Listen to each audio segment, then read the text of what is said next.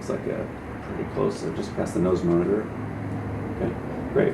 All right, so the first thing we want to do is block in the big shape. Look at the overall shape that he makes, and look for the average angle of the brow, and the average angle of the middle of the brow, the middle of the chin. You're giving yourself a light underpainting so that you can make some really dynamite sculpture over your light underpainting. So you go home and you practice. If you're having trouble with the eye or the nose or whatever it is, you go home and you study the construction so that you feel like an expert, so that you can then say, now what can I do that would make it more like a Leindecker or a Sargent or whoever you like the paint effect or the sculpting effect of.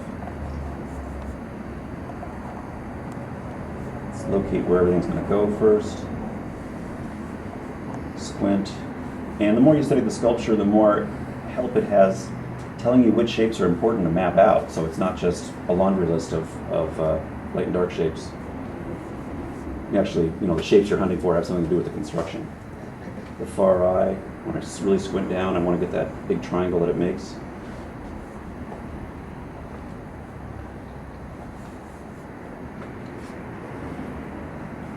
Keep it light, tell a few jokes.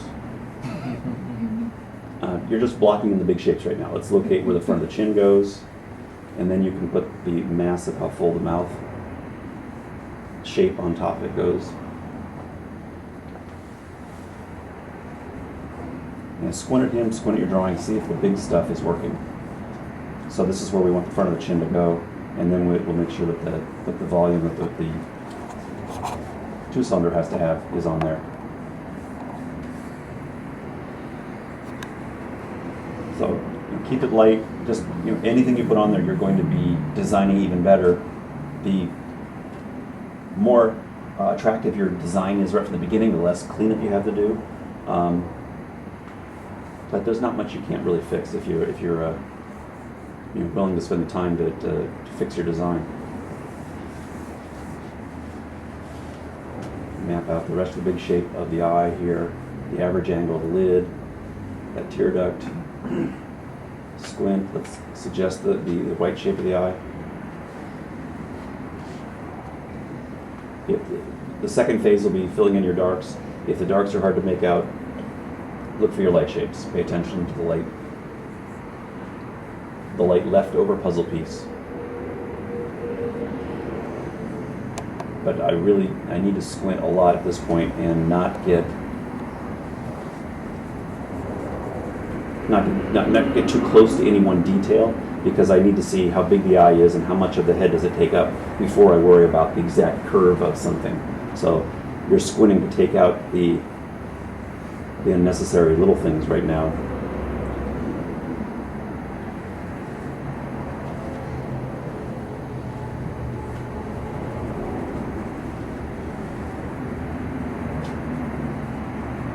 Squint, what's the shape of the dark here, and it merges right into the mustache.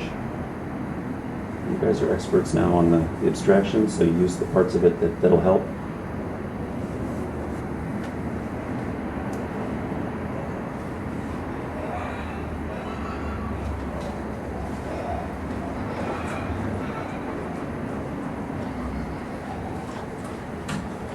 Thanks.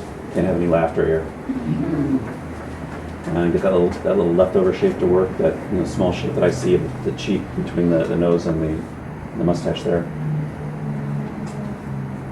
And the reason for filling in the darks at this point is really to help see whether or not the puzzle pieces look about right. It's a lot easier to see if they take up the right space, if I have them this right darkness. We didn't set the timer, do we? Okay, we got about like quarter after will be. All right. Squint. Fill in your darks as undistracting as possible so that we can spend our time making sure the shapes look cool.